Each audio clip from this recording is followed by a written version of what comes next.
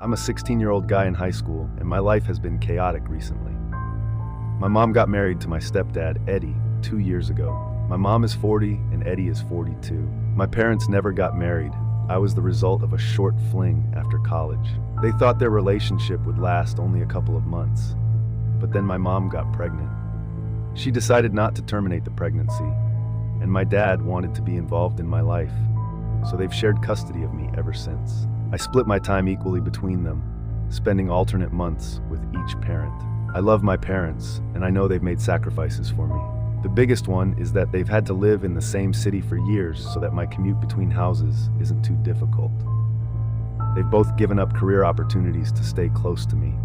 My mom has also told me she rejected several men who were in love with her because she wanted to focus on raising me instead of balancing a husband, work, and personal life. I didn't ask for these sacrifices, but my mom often reminds me of them, especially when it comes to Eddie. Eddie isn't mean to me, but he doesn't like me and makes no effort to hide it. I've always tried to be nice to him because that's how I was raised, but he doesn't acknowledge me. He never speaks to me, not even rudely. He just pretends I don't exist. This has been going on for 3 years now, and I have no idea why. My mom says that's just how he is and that he doesn't dislike me, but it feels personal. It's frustrating because if someone doesn't like you, there should be a reason, especially when they're a grown adult and you're a teenager. Initially, Eddie and I got along okay. When he first started visiting, he'd ask me about my life and I'd respond politely.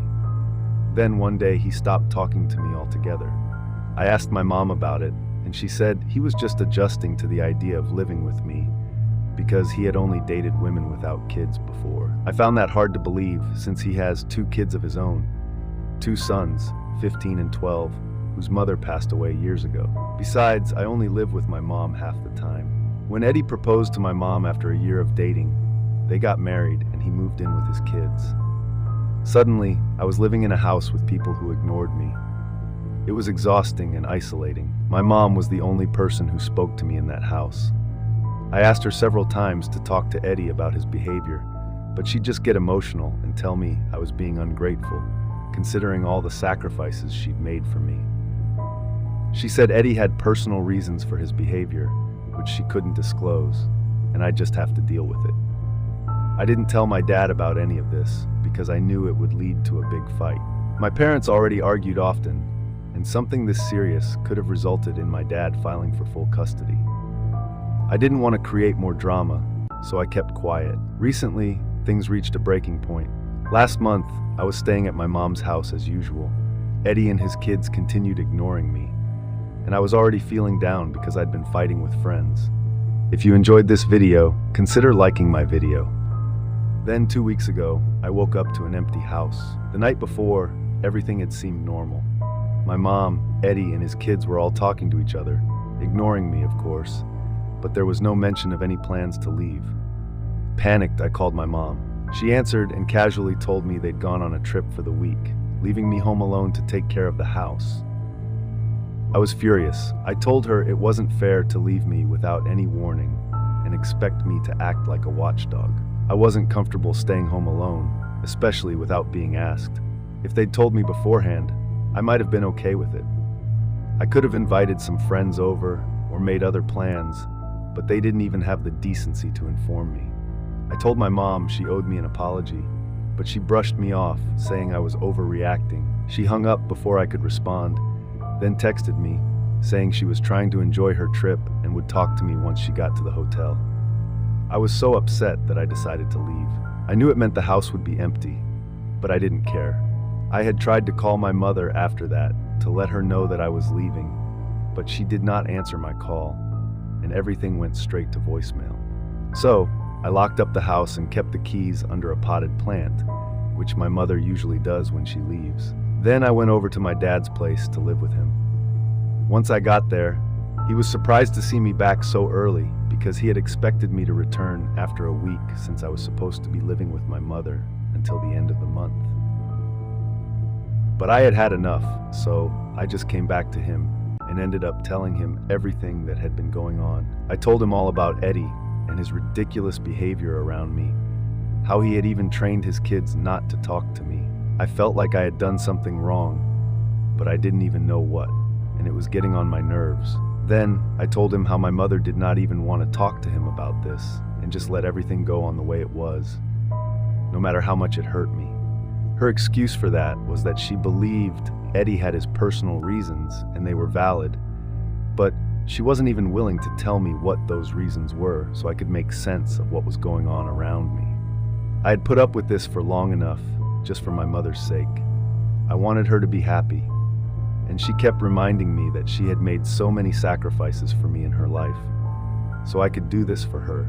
But this was getting way too much to take. I wasn't going to tolerate it anymore. I was done. I had to tell my father about it, because he deserved to know what my mother was putting me through.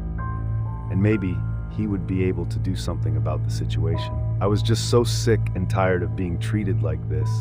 Don't miss out on the journey to 1,000 subscribers. Hit that subscribe button now and be part of something big before everyone else.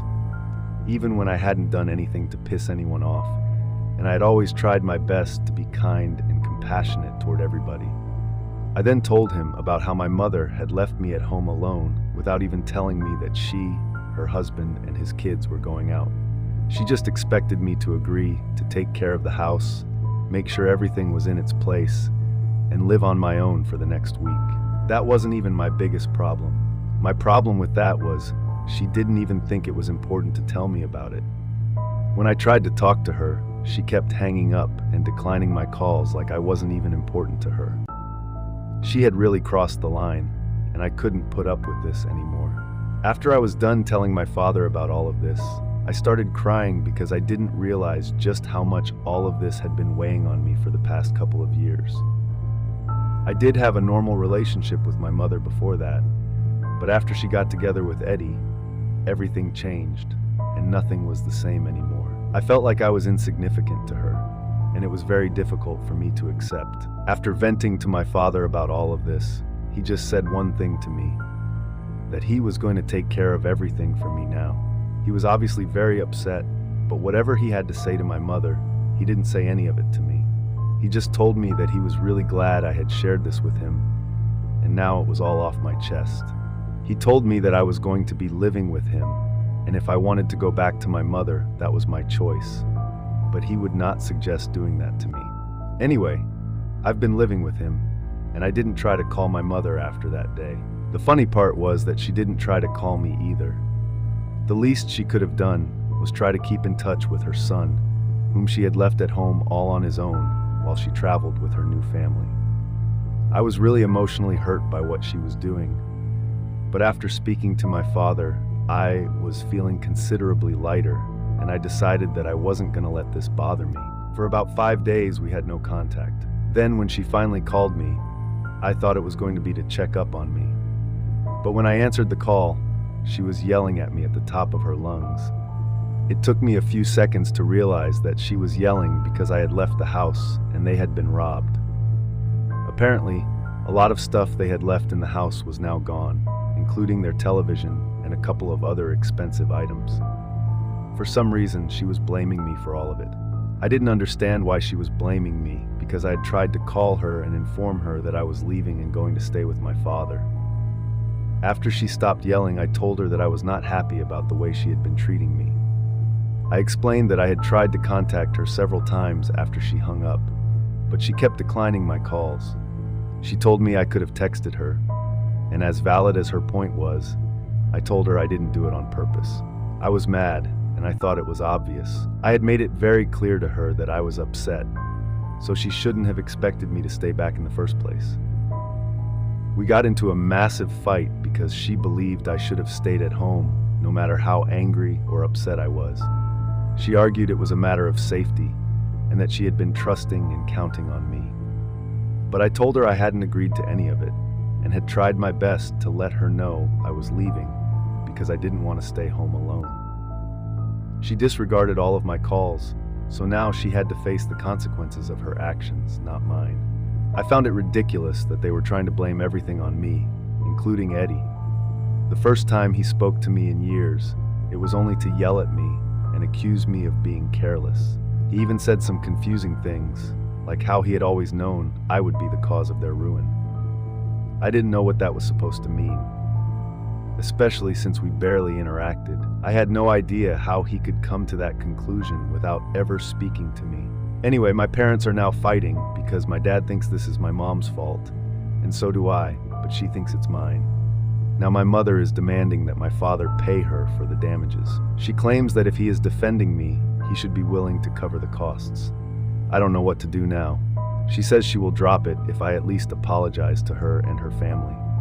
I don't want to do that, but I also don't want her to keep bothering my father. Update 1. It has been 2 weeks since the incident, and a lot of things have come to light. First of all, I finally figured out why Eddie hated me so much. Apparently, when they first started dating, Eddie asked my mother if he could bring his mother over to live with us. My mom said no because she wasn't comfortable with the idea of moving in together so soon, and she definitely didn't want to take care of his ailing mother, even though she had a full-time nurse. Instead of being upfront with him, she pinned it all on me. She told Eddie that I was against it and would make his mother's life miserable if she moved in.